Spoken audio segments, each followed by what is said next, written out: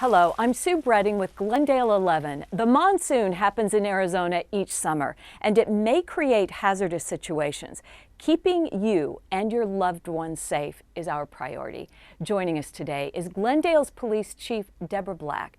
Chief, what kinds of hazards might drivers encounter?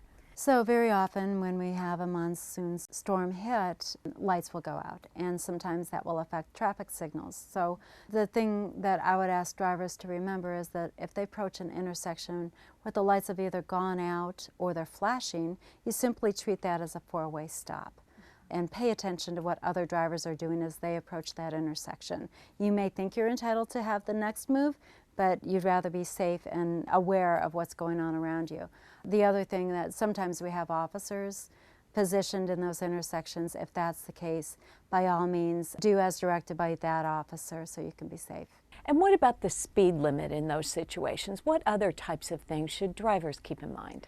So we have posted speed limits, and those are for ideal conditions. Monsoon storms present less than ideal conditions. So two things you need to remember is speed and lights. You want your headlights to be on during a monsoon storm so that you can see and so that motorists can see you.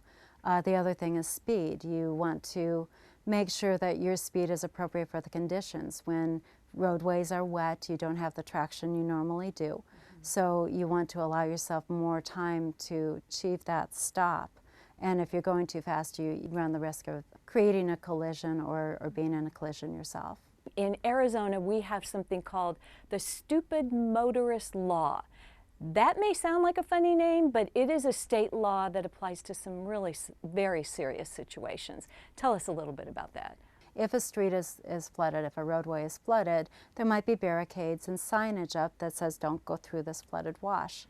That's for two reasons: to protect that motorist, but also it creates a great deal of hazard for anybody that might be called in to rescue you if you find yourself in that dangerous situation. So for that reason, there are fines up to 4 months in jail that could be imposed if you ignore those barriers.